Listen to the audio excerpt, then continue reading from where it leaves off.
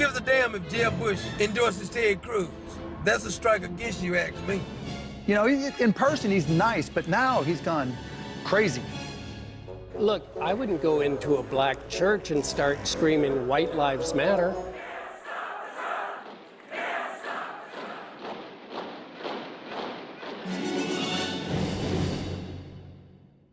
Hello and welcome to Trumpcast. I'm Hannah Rosen, filling in for Jacob Weisberg.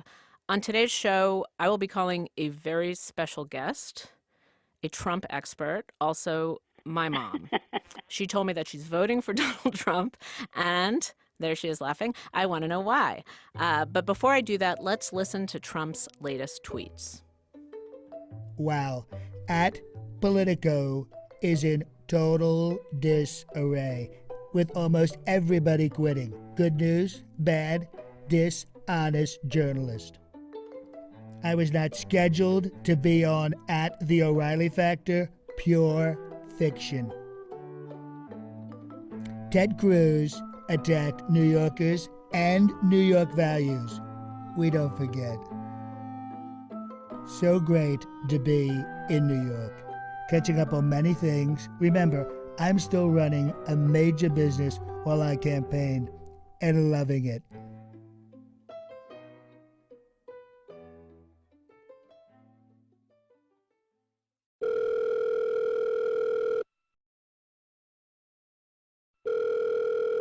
Hey, how you doing? I'm good. This is so weird. I'm ready for your questions. You ready for my questions? Did you prepare? Did you prepare for this? I know what to say. I mean, prepare. What I'm supposed to prepare. I know what I feel about him. That's all. Nothing. This is just a chance. I know it's really weird, but it's just, I know you're voting for Trump, so this is just why. This is just me asking you why. Why? Do you always vote for Republicans now? Like, who did you vote for in the past? No, because, I was registered Democrat, and the last few years, truthfully, I just think that I don't see a Republican or Democrat or liberal. I don't think that. You just feel that you have to vote for the person, not for a party. It's wrong. So who's a politician in the last few years that you liked? Either like a local guy or national guy, someone you thought, that's a great guy. Well, I like Schumer. I like Bloomberg. I like very much. There's few of them that I like. And some of them I don't like, and I'm not going to mention them. So you definitely supporting Donald Trump, right? Yes, I do. Like, why? What do you like about him? The only thing that I feel right now is that the country really need a change, because when you look at the debate, when you just watch debate from both sides, they're both saying the same thing. It's like become boring. They promise and promise and promise them. He speaks up his thing. He has a track record. He's fresh. He's using his own money. And the most important thing about Trump, which I feel people are voting for him, and he's causing all this,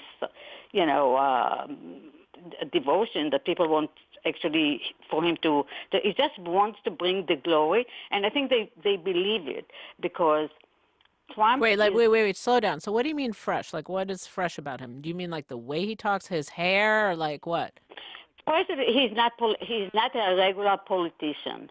He's not the type. I mean, what we see here throughout the years is people are standing up on the podium and telling you about all these things from both sides. We're going to reduce taxes. We're going to bring the troops out. There's not going to be any war. We are going to help the middle class. We are going to fight Wall Street and all that. And once they get into the office, none of those have happened, either by the fact that they forget, or they just cannot fight the House and the Senate. So they are unable to keep all the promises. Here comes a guy that is not a politician. He's a self-made man that made all his money.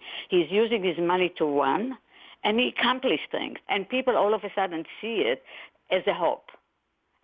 This is a guy that maybe saved the day. He's really an American. He cares about America, and he wants to do things. So we want to give him a chance. So I feel that I want to give him a chance. The same thing that happened in New York many years ago with Bloomberg. He came from nowhere. Nobody knew who was Bloomberg. But when people are fed up of the situation, they're willing to take the risk. and get someone that they feel would do the job. And I think that's what's happening with Donald Trump right now. How do you feel about the way he talks? It's like he's performing. It's like a performance. Do you understand? The way he does, he likes to talk, and he sometimes come across like, I would say even foolish, the way he talks. I understand all that. I understand completely. But he brags a lot. But when you take all these things and you start weighing the good against the bad, and the fact is that we are in a situation that none of those candidates from both sides is really acceptable. For me, unacceptable. I don't feel trust with any of them. So I'm willing to give him a chance because I see his track record. I saw that what he has accomplished on his personal life. I see his family. I see his children. It's very important for me to see that with all the wealth and the way his children grew up, you don't see anything about them in the newspaper. You don't see anything. They are accomplished. They are involved in the business. They are good children. And for me, it's a solid family that there is a hope. What about the stuff he said about Rosie O'Donnell? Like he called her a fat ass and a slob. Probably I'll sue her because it would be fun. I'd like to take some money out of her fat ass pockets. And then he said all that stuff about Megyn Kelly and her period and, women being, Carly Fiorina having an ugly face. Like when you hear him say stuff like that.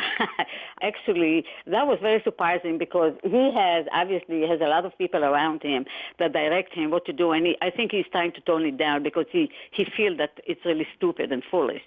But at the same time, I have to weigh one against the other.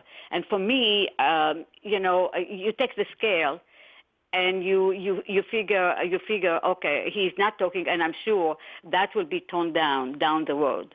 He understands that he watched himself sometime after the debate. I'm sure he does. And he sees and he said, well, that's foolish what I'm saying. It doesn't look good.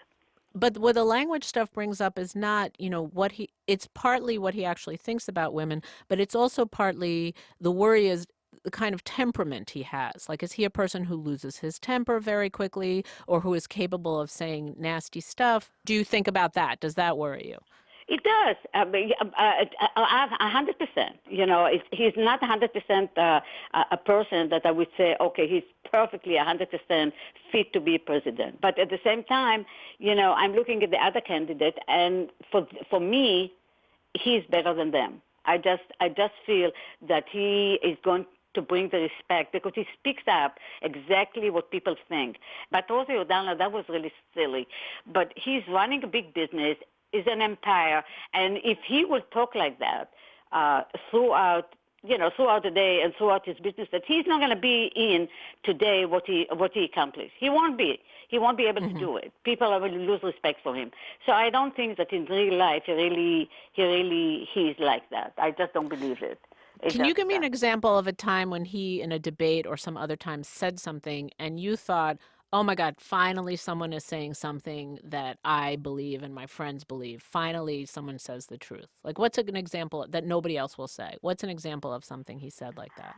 One of the examples that he will never do the Iran deal. That was a big issue for me. I thought that was a big thing. It's big, and now we see what's going on.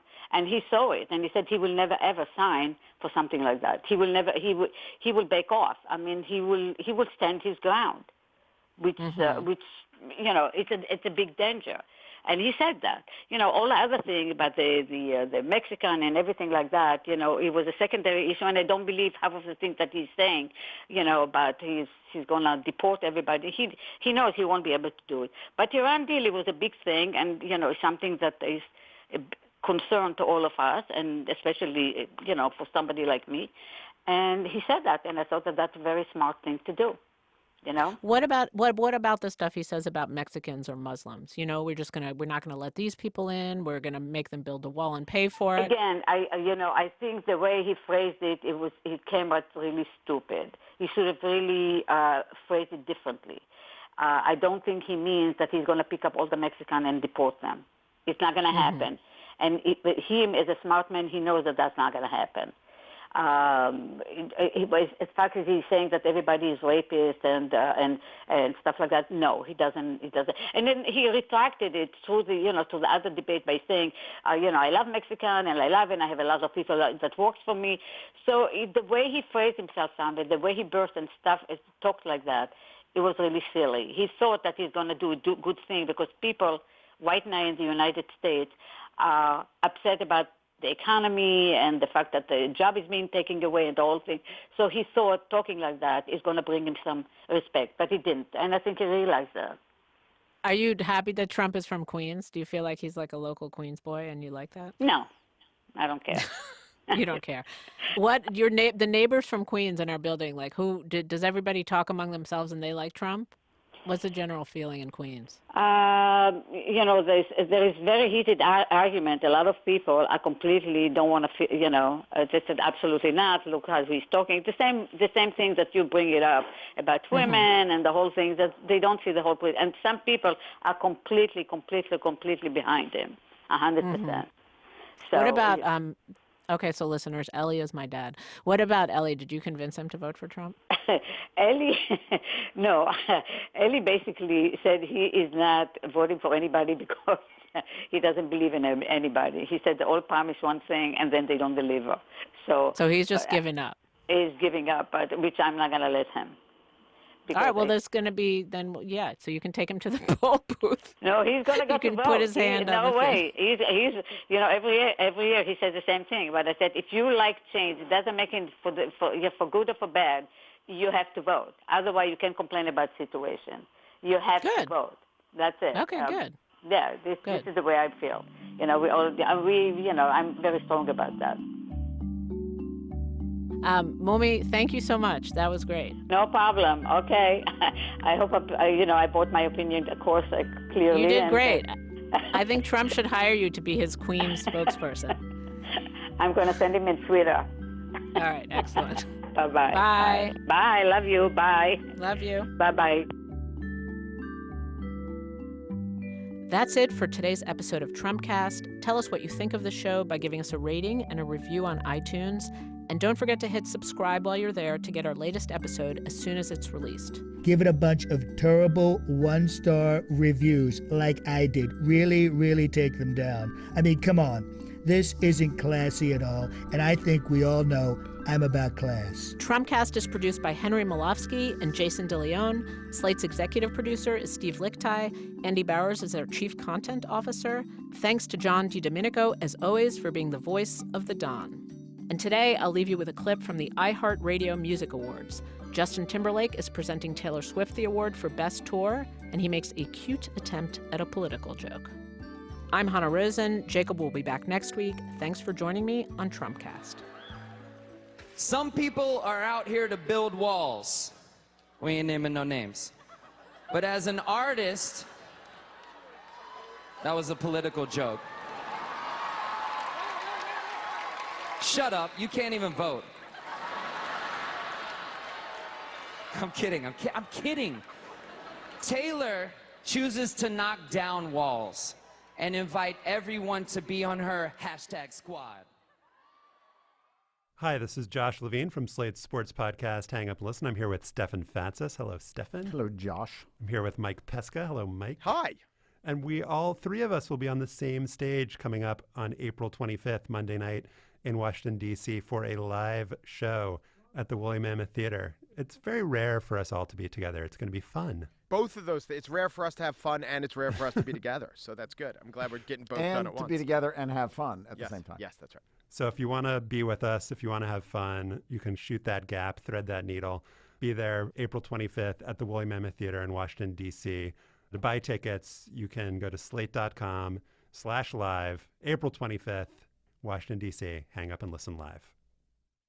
In every city, she encouraged them to enjoy what she called the cheerful hurly-burly of city life. In every town. And now we've just been around long enough, and the town looks so much better. There are people who want to change things. And I thought, oh my gosh, that is so cool. Why can't we do that in my community and other communities everywhere? To make them better. My point to them is It can be better. It can be better than that. It'll be different. Or to protect things from getting worse. If you're a responsible person, you have to oppose things that are dumped right on your neighborhood, right in an area that you know about.